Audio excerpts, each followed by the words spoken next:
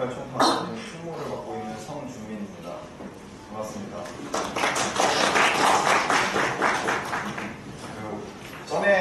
전에 이제 제가 발표를 했던 게 심장 초음파 스캔법이어가지고 오늘은 좀 뭐를 할까 고민을 좀 많이 했었는데, 저희가 그 서울 메디칼 초음파 아카데미에서 연구회를 합니다. 그래서 그 연구회에서 지난번에 미니 세미나를 해서 거기에 각 파트가 있는데, 파트에서 심장 파트에서 이규철 원장님이 같은 주제로 발표를 해주셨거든요. 근데 발표 내용이 너무 좋고 제가 탐이 나서 이규철 원장님한테 제목을 좀 제가 똑같이 쓰겠다고 하고 가져왔습니다.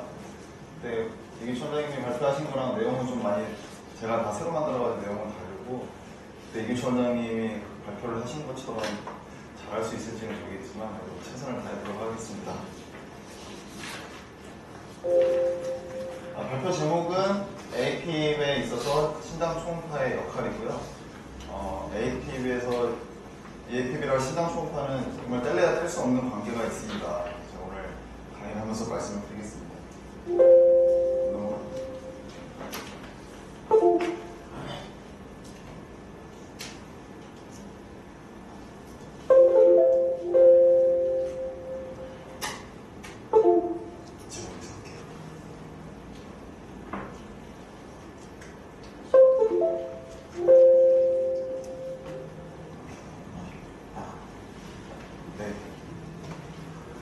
AFib이 얼마나 흔한 질환이냐라는 걸 보여주는 그래프고요. AFib은 이거는 이제 2018년도 AFib 가이드라인에서 이제 제가 갖고 온 표입니다. 지금 보시면 요 색깔이 이제 80대 이상, 그리고 이 색깔은 70대고요. 보시면 아시다시피 70대부터 AFib의 유병률 프리벌런스가 엄청나게 증가를 합니다. 해가 갈수록 AFib의 유병률 자체가 증가하고 있어요. 그 이유는 저도 정확히는 잘 모르겠습니다. 여기 논문에도 나와 있지 않았었고, 근데 지금 보시다시피 70대 이상에서는 5% 이상, 그리고 80대 이상에서는 8에서 9% 정도 되거든요. 유병률이 엄청나게 많습니다, 사실. 그러니까 지금 예측하고 있는 거는 2040년도 되면은 70대 이상에서도 10%가 육박할 거다라고 지금 판단을 하고 있습니다.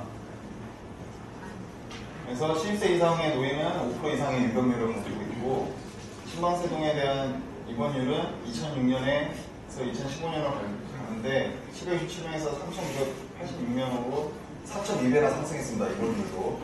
그리고 진료비도 2006년에는 879억 원이었는데 2015년에는 4,980억 원으로 엄청 상승했습니다. 이게 그리고 단일 질환인데 국내 전체 의료비의 0.78% 정도만 차지합니다. 이 말은 이거 우리가 좀 환자들한테 진료하면서 좀 볼 수 있겠다라는 생각이 들었습니다.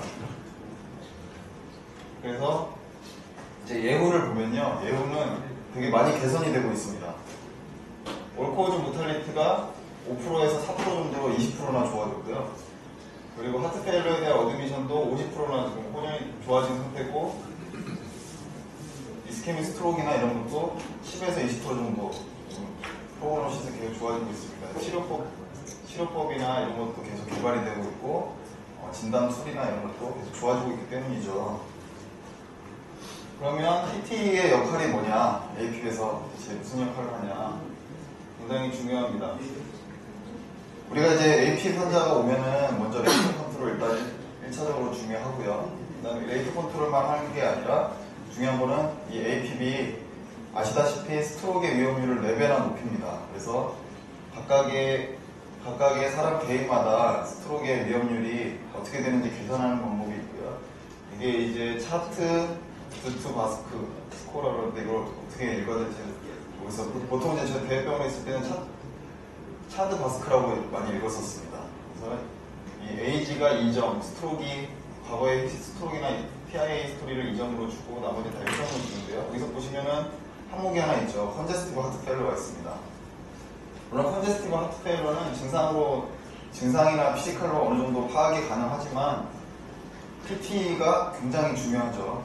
TT 이제션 프레션이나 아니면 다이아스톨릭 펑션이나 이런 거 같이 판단을 해야 되기 때문에 TT가 이제 굉장히 중요하다고 할 수 있겠고요. 여기서 이제 점수를 매겨서 2점 이상이면 와파린이나 노악을 쓰는 그런 알고리즘으로 가고 있습니다. 그래서 2점이 넘어가면 요새는 이제 노블 오랄 안티코아귤런트라고 해서 와파린은 이제 INR을 타겟 INR을 조절하면서 약을 맞춰야 되는 단점이 있는 반면에 노악은 그냥 정해진 용량대로 투여를 하면 항응고 효과가 있죠. 그거를 되게 많이 쓰고 있습니다. 그런데 이 노악을 못 쓰는 경우가 있습니다. 노악을 쓰지 말고 와파린을 써야 되는 경우가 있는데 메카니컬 프로스테틱 밸브 이전에 과거에 통막을 사용했던 경우나 그리고 모더레이트 시비어의 마이트럴 스테노시스가 있는 경우에는 노악을 쓰지 못하도록 되어 있습니다. 와파린을 쓰라고 되어 있고요. 이런 경우 이제 컨트라 인디케이티드로 되어 있습니다. 혹시 마이트럴 스테노시스나 이런 것도 히스토리나 이제 이런 걸로 좀 알 수 있고 머머가 들릴 수 있겠죠. 다이스톨릭 머머가 에이펙스에서 들리면 들릴 수 있는데 이것도 역시 머머가 AS나 이런 거에 비해서 잘 들리는 편은 아닙니다. 마이트럴 스테노시스는. 그래서 이것도 역시 TT가 굉장히 중요하다고 할 수 있겠습니다. 한번 예를 한번 들어보겠습니다. 22세 여자 환자고요. 팔피테이션을 주소로 왔습니다. EKG에서는 이레귤러한 AP 소견을 지금 보이고 있고요. 과거력은 없고 1, 2년 전부터 DOE가 뉴욕 하트 어소시에이션 클래스 2 정도, 클래스 2 정도면은 일상생활에는 지장이 없지만 조금만 뭐 힘을 쓰는 운동을 한다거나 이러면 이제 숨이 찬 경우를 말합니다. 정도 있었다고 하고요. 두근거리는 사람은 6개월 전부터 가끔 있었다고 합니다. 피지컬을 해봤을 때 이레귤러한 하트비 그리고 머머가 들렸고요. 다스톨릭 머머가 에이펙스에 들렸고 피팅에 대만 없었습니다. 약간 그 증상이 6개월 전부터 서서히 뭔가 있었던 것 같고 그리고 이 DOE도 뭔가 심장이랑 좀 관련이 돼 있을지 않을까라는 좀 생각이 듭니다. 머머도 들리고 EKG 소견도 이러니까요. 엑스레이를 찍었는데 엑스레이에서 보시다시피 굉장히 카디오메갈리가 있고 특징적으로 카디악 보도가 거의 일자죠. 여기 LA가 굉장히 커졌다는 소견입니다. 그래서 응급실에서는 급성으로 레이트 컨트롤을 위해서 소벤, 그러니까 CCB를 줬거든요. CCB 20ml랑 디옥신 로딩을 해가지고 레이트는 좋아졌습니다. 환자 증상도 좋아졌습니다. 그러면 이제 치료 보낼까요? 네, 절대 안 되죠. 이제 그 다음에 스트로크 위험도에 대한 평가를 해야 됩니다. 그래서 TT를 환자가 안정적일 때 해야 됩니다. 그래서 이런 컨제스티브 하트 페일러가 강력하게 의심되는 상황이기 때문에 이걸 이제 TT를 통해서 확인해야 되고요. 하트 페일러랑 여자라는 이 성별 때문에 안티코아귤레이션의 대상이 되죠. 하트 페일러 여부를 TT를 통해서 확인을 하고 밸뷸라 AP인지 이런 걸 같이 확인을 하게 되겠습니다. 심장의 기능은 두 가지가 있습니다. 크게 수축 능력과 이완 능력이 있고요. 하트 페일러를 판단할 때 무조건 이젝션 프랙션이 떨어져 있으면 이젝션 프랙션이 떨어졌기 때문에 하트 페일러라고 판단을 해도 크게 무리가 없으시고 심근의 수축을 심실해서 혈액을 동맥으로 방출하는 힘이 떨어진 상태를 수축 능력이 떨어졌다고 얘기하고 이완 능력은 굉장히 복잡합니다. 심장의 심실이 이제 늘어나는 기능을 이제 얘기를 하는 건데 말 한마디로 이제 LA에서 피를 빨아들이는 역할을 하는 거고 이 기능 자체는 이제 좀 복합적으로 좀 판단을 해야 되고요. 오늘은 이거에 대해서는 다루진 않겠습니다. AP이기 때문에. 그래서 수축 기능을 평가할 때는 다른 여러 가지 기능도 있지만 보통 이제 이젝션 프랙션을 얘기를 합니다. 이젝션 프랙션이라는 거는 이완기 때 심장의 최대 용량에서 짜냈을 때 얼마나 피를 짜낼 수 있냐 그 분율을 얘기를 하는 거고요. 그래서 오늘 이젝션 프랙션을 구하는 방법에 대해서 좀 다뤄보도록 하겠습니다. 그래서 이젝션 프랙션은 여기에 적어놓은 거 이제 크게 두 가지가 있고 여기 한 가지를 더 말씀을 드리자면 비주얼 에스티메이션 방법이 있습니다. 엠모드 모디파이드 심슨 메소드가 있고요. 이제 제가 좀 강조하고 싶은 내용은 비주얼 에스티메이션이 굉장히 중요합니다. 우리가 이제 엠모드나 심슨 메소드 같은 경우는 우리가 이제 사람의 그런 시야로 재는 거고 수치가 이제 다 이렇게 제각각으로 나올 수 있기 때문에 좀 이제 비정확한데 그거를 이제 어떻게 판단하냐면 비주얼 에스티메이션으로 판단을 해야 됩니다. 내가 눈으로 경험적으로 봤을 때 이 정도면 40%다, 60%다 이런 걸 이제 판단을 하면서 그거를 좀 제시해야 되고요. 그리고 비주얼 에스티메이션을 어느 정도 한다는 거는 또 심장의 초음파에 많은 이제 경험이 좀 쌓였다는 거죠. 그래서 이제 M모드를 재는 방법을 이제 말씀드리겠습니다. 이제 M모드라는 거는 이게 이제 전체 심장 초음파 모습인데요. 여기다 이제 이 축을 댔을 때 요 축을 지나가는 모든 레코드를 이렇게 시간에 맞춰서 시간에 따라서 이렇게 나타내 봅니다. 이 M모드를 왜 쓰냐면은 여기서 그냥 재도 되지 않냐라고 생각을 할 수 있는데 이게 이 방법이 미세한 움직임이나 이런 거를 정확하게 좀 포착하는데 더 민감하기 때문에 이제 이거를 많이 쓰게 되고요. M모드 같은 경우는 이제 어느 한 지점에서의 움직임만 보고 이제션 프레셔를 구하는 거기 때문에 만약에 심장에 월모션이 있으면 이거는 정확하지가 않겠죠. 여기는 엄청 잘 뛰는데 이 앞쪽은 잘 못 뛴다고 하면은 얘는 이제 여기가 다 똑같다고 가정을 하고 재는 건데 여기는 잘 뛰고 여기는 못 뛰면 이제션 프레셔이 당연히 원래보다 높게 나오겠죠. 그래서 이제 그런 한계점이 있고요. 월모션이 없는 정상 심장에서 이제션 프레셔를 잴 때 그럴 때 이제 할 수가 있습니다. 방법은 이제 크게 보통 두 가지를 통해서 하고요. 파라스타멀 롱 A6에서 이 세텀이랑 수직이 되게 축을 그어서 여기서 이렇게 구하는 방법이 있고 아니면 숏 A6에서 미드 파필라리 머슬 레벨에서 파필라리 머슬을 피해서 축을 내려서 하는 방법도 있습니다. 저 같은 경우는 이제 개인적으로 이 롱 A6는 이 축을 수직으로 맞추기가 굉장히 어렵거든요. 사실 이 축 자체를 맞추기가 어렵기 때문에 저는 이거를 좀 많이 선호합니다. 제가 수련받았던 대학교에서도 이거를 통해서 이제 많이 쟀었고요. 재는 방법은 여기서 이렇게 재고요. 이거를 보시면, 이 그림을 보시면 이 심장이랑 똑같습니다. 똑같아요. 왜냐면 여기는 이제 여기에 이제 에코 잡음이겠죠. 잡음이고 이쪽은 이제 RV 쪽이 되는데요. 이제 여기가 이제 안테리어 월이 되겠죠.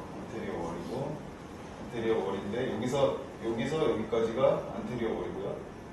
여기서 여기까지가 내강이 되겠죠. 그리고 여기서 여기까지가 포스테리어 월이고 포스테리어 월이고 똑같습니다. 방법은 가장 이 디멘션이 넓을 때랑 가장 좁을 때를 각각 구해주기만 하면은 이지션 프레셔는 알아서 산출이 됩니다. 자, 근데 보시다시피 여기서 볼 때는 어느 정도 좀 벽이 구분이 갑니다. 근데 여기서 볼 때는 이 하얀 선이 엄청 많아요. 하얀 선이 엄청 많아가지고 어디다 대야 될지 헷갈립니다. 헷갈리고 정해진 해답은 없습니다. 여기서 대실 때 좀 약간 눈대중으로 하셔야 되고 감입니다. 이거 사실. 예, 그래서 제가 이제 비주얼 에스티메이션이 굉장히 중요하다고 했고 보통은 이 벽 자체가 이제 이완기 때나 1.1cm 정도가 이제 정상이기 때문에 그 수치 범위 내에서 맞게끔 측정을 하시면 됩니다. 그리고 이제 다이아스톨릭일 때 내강은 5cm 정도 되거든요. 5cm 정도 되니까 거기에 맞춰서 이제 하시면 됩니다. 그리고 이제 저는 이제 한 가지 오차를 좀 피하기 위한 방법으로 한 가지가 이 롱 액시스일 때 가장 큰 내강을 한번 잽니다. 재가지고 M모드랑 맞춰봐요. 네, 이걸 한번 재가지고 이거랑 맞는지 한번 확인을 해봅니다. 그러면 좀 도움이 많이 되실 수 있을 겁니다. 다음으로 이제 모디파이드 심슨 메소드인데요. 모디파이드 심슨 메소드는 그 프링글스 한번 생각해 보시죠. 프링글스 생각해 보시면 프링글스의 원통 모양을 구할 때 프링글스가 이렇게 여러 개 쌓여 있지 않습니까? 근데 거기 그 프링글스 자체에 하나하나의 부피를 다 더하면 어느 정도 그 프링글스 전체의 부피가 좀 비슷해지겠죠. 그런 거랑 비슷하다고 생각하시면 됩니다. 심장은 이제 굉장히 3차원적인 구조로 되어 있기 때문에 포챔버랑 투챔버로 나눠서 보는데 포챔버에서 20등분을 합니다. 이렇게 줄을 쫙쫙쫙 그어서 20등분을 해가지고 여기서 이 하나의 디스크를 다 부피를 구하고 또 여기서 이 디스크를 다 구한 다음에 다 더하면 어느 정도의 부피가 좀 얼추 비슷하게 나오겠죠. 완전히 먹지는 않더라도. 그래서 이거는 이제 심장의 내막의 모양을 따라서 쭉 그린 거기 때문에 월모션이랑 별 상관없이 이지션 프레셔를 구할 수 있다는 장점이 있습니다. 자, 이것도 이제 구할 때는요, 이 파필라리 머슬이나 이런 건 다 빼야 되고 엔도크린 보드를 상상을 하셔야 됩니다. 초음파가 되게 좋고 화질이 되게 좋으면 정확하게 좀 따라갈 수 있긴 하지만 지금처럼 약간 좀 잘 안 보일 때는 어느 정도 좀 상상을 하시면서 그려야 된다. 그리고 그린 다음에 잘 맞지 않으면 또 다시 그려야 돼요. 다시 그려서 맞게끔 하셔야 돼요. 오늘의 좀 하이라이트인데요. 이제 도플러에 대해서 좀 말씀을 드리겠습니다. 도플러 이제 마이트랄 스테노시스 이제 하나 남았는데 그 전에 이제 도플러에 대한 개념을 좀 말씀드리겠습니다. 도플러 효과라는 도플러는 사람 이름입니다. 크리스티안 도플러라는 사람이 발견한 거고요. 되게 간단한 원리입니다. 제가 좀 일찍 태어났으면 제가 도플러 말고 손흥민으로 할 수 있었을 것 같긴 한데 죄송합니다. 도플러 이거는 이제 만약에 사람이 거리를 두고 만약에 서 있다고 생각을 해볼게요. 그래서 여기서 앰뷸런스가 지나갑니다. 여기 있는 사람에서는 앰뷸런스가 멀어지는 입장이죠. 상상을 해보면 아마 생활 속에서 많이 경험을 하셨을 텐데요. 앰뷸런스 소리가 당연히 작아지겠죠. 멀어지니까 작아지는데 그 피치도 좀 낮아집니다. 잘 들어보시면 피치가 좀 낮아져요. 삐뽀 삐뽀 하다가 이제 점점 삐뽀 삐뽀 이렇게 소리가 바뀝니다. 그러면서 소리가 점점 소실되죠. 여기 멀리 있는 사람한테 앰뷸런스가 오는 입장에서는 앰뷸런스가 점점 가까워지면서 소리가 당연히 일단 커지고 두 번째로 피치가 높아집니다. 점점 하이톤으로 변해요. 도레미파 솔라시 뭐 이렇게 쭉 올라갑니다. 소리가. 그런 효과를 그런 거를 이제 발견을 하고 아 유레카 하면서 이제 한 게 도플러 효과고요. 그러면 이제 이 진폭수 이 프리퀀시의 변화를 가지고 이 물질과 어떻게 이동하는지를 확인할 수 있겠죠.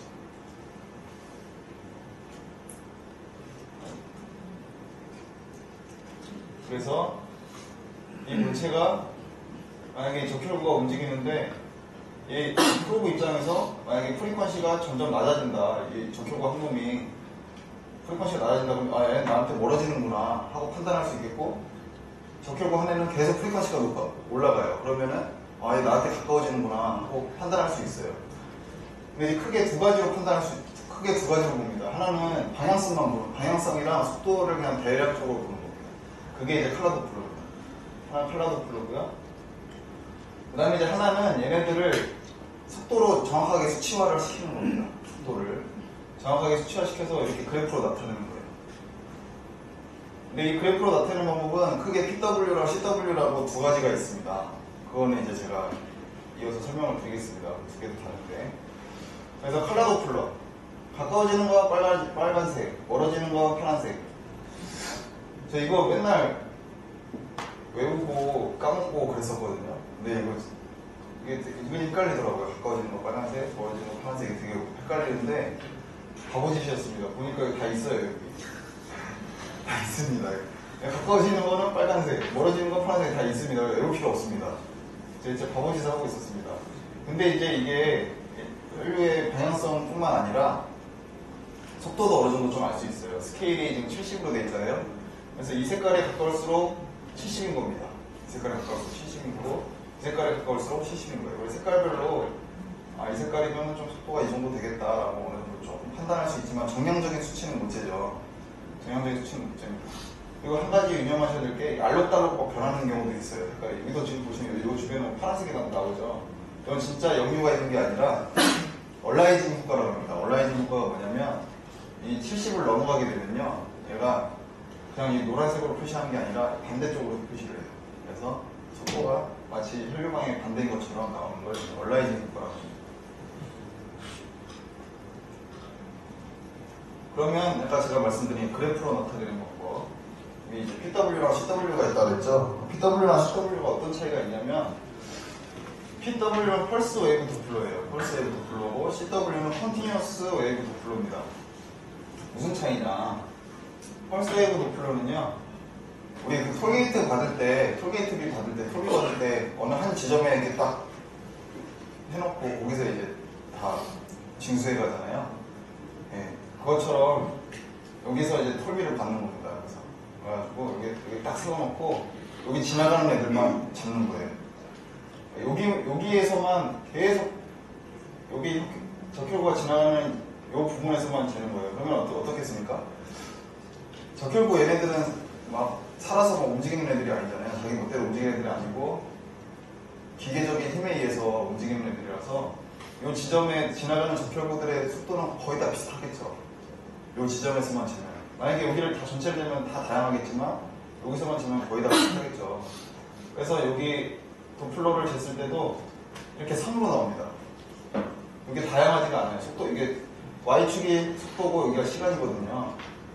보시면 요 시간에 있는 속도는 거의 한 놈들만 있어요. 물론 당연히 여러 개의 벡터이겠지만 거의 비슷합니다. 그래서 이렇게 선으로 나옵니다. 선으로 나오고요. 요 한 지점에서만 계속 잡기 때문에 정확도는 있어요. 정확도는 공간 해상도 자체 높은데 단점이 톨비 받을 때 보면은 속도 좀 줄이라고 그러잖아요. 속도 너무 빠르면은 얘네들이 오류가 나니까 그랑 똑같습니다. 얘네들도 여기서는 높은 속도는 못 잽니다. 그게 추정 가능 범위가 1.6m/s라고 되어 있어요. 심장이 망가지지 않았으면요 거의 1.6m/s 안에서 다 움직이거든요. 혈류가. 그래서 이제 거의 모든 걸 될 수가 있는데 펄스 웨이브의 도플러의 차이는 그렇습니다. 그리고 이제 CW는 뭐냐면 컨티뉴어스 웨이브 도플러는 도로에 있는 그냥 CCTV라고 생각하시면 돼요. 그냥 멀리 보는 겁니다.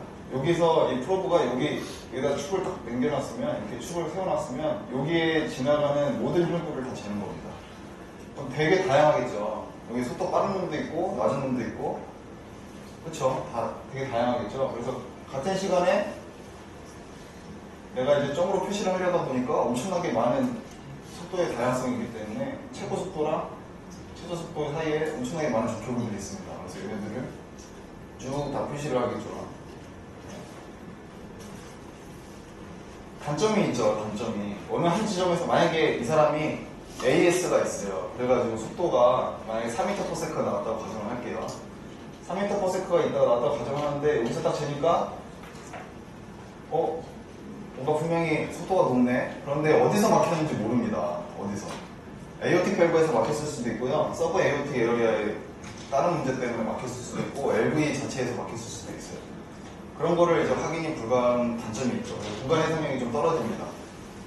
대신에 PW는 1.6m/s밖에 못 재는데 얘는 훨씬 더 많이 잴 수 있습니다. 9m/s까지 잴 수 있어요. 9m/s까지 잴 수 있습니다. 그것도 좀 모자란 거 아닙니다. 9m/s면요. 만약에 심장 안에서 9m/s로 피가 돌아다니면 아마 심장 터질 겁니다. 그래서 전혀 그런 걸 걱정 안 하셔도 됩니다. 그래서 이제 오늘 본론은 마이트랄 스테노시스인데요. 마이트랄 스테노시스는 원래는 이제 마이트랄 밸브가 이제 두 개의 역으로 되어 있잖아요. 안테리어 립이랑 포스테리어 립으로 되어 있는데 원래는 여기 이렇게 일자로 쭉 뚫려 있습니다. 이걸 류마티스 마이트랄 스테노시스의 밸브 모습인데요. 여기가 이제 서로 퓨전이 돼가지고 구멍이 굉장히 조그매졌죠. 그래서 스테노시스가 생긴 겁니다. 보시면 이 심장 움직이는 걸 보시면 뭔가 불안전하죠. 마이트랄 밸브는 원래 펄럭펄럭 거리는데 원래 촐싹촐싹 돼야 되는 이렇게 정상인데 얘네들은 좀 힘들어하는 게 보입니다. 하키 스틱 모양이라고 해서 하키 스틱 어페런스 너무 유명한 거고요. 피시마우스 어페런스라고 해서 마이트랄 밸브가 원래 이렇게 다 열려야 되는데 여기만 같이 붕어가 이 뻐끔뻐끔한 듯이 열리는 걸 피시마우스 어페런스 류마틱 MS일 때 많이 보이는 현상입니다. 포첸버기에서 봤을 때도 LA가 엄청 커져 있죠. 네. 좁은 공간을 통해서 LV로 높은 압력을 이겨내고 LA에서 LV로 피를 보내려고 하다 보니까 LA가 그냥 어쩔 수 없이 헬스를 하게 됐어요. 그래서 굉장히 비대해집니다. LA가 굉장히 커지고요. 그리고 보시면 아까 제가 이제 얼라이징에 대해서 말씀드렸는데 모자이크 패턴으로 도플러가 나타납니다. 속도가 너무 올라가다 보니까 원래 빨간색인데 파란색으로 보이게 되죠. 그런 얼라이징 현상도 일어납니다. 자, 그래서 마이트랄 스테노시스는 PW로 해야 될까요? CW로 해야 될까요? 네, 보통 마이트랄 스테노시스라고 하면은 속도가 2m/s가 넘어갑니다. 그래서 저희 PW로는 절대 마이트랄 스테노시스를 정확하게 잴 수가 없고요. 여기서 이제 CW를 불어가지고 재게 됩니다. CW를 되게 되면 이런 모양이 나오죠. 이제 이거는 이제 좀 PW이긴 한데 정상 심장의 마이트랄 밸브에서의 모습입니다. 원래는 이렇게 뾰족뾰족하고 또 나중에 이제 A파가 나오는 이런 모습인데 그래서 보시면 얘네들은 뭔가 뭉뚱해졌죠. 네. 좁은 공간에서 압력이 맨 처음 팍 올라갔다가 좁은 공간에서 이제 피가 계속 통하기 때문에 압력이 떨어지는데도 좁으면 좁을수록 더 시간이 오래 걸립니다. 그래서 마이트랄 시스에서 이제 중요하게 보는 게 마이트랄 밸브의 오리피스의 에어리어 더 중요하게 보는데 프레셔 하프 타임을 되게 중요하게 보거든요. 이 두 가지로 이제 마일드, 모더레이트, 시비어를 나누는데 이 프레셔 하프 타임을 이제 초음파로 이제 다 재게 됩니다. 되면 다 추적하면은 이렇게 뭐 VMS도 나오고요, 뭐 민 프레셔 그레디언트, VTI 이런 거 다 나오는데요.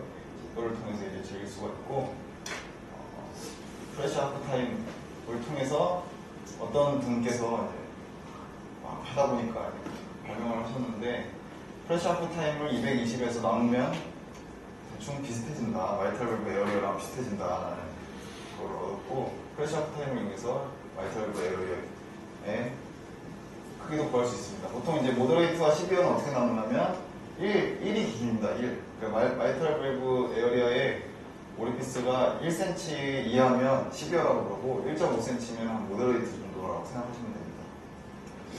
이제 프레셔 하프 타임은 이제 150, 220 이렇게 되겠죠. 숫자로는.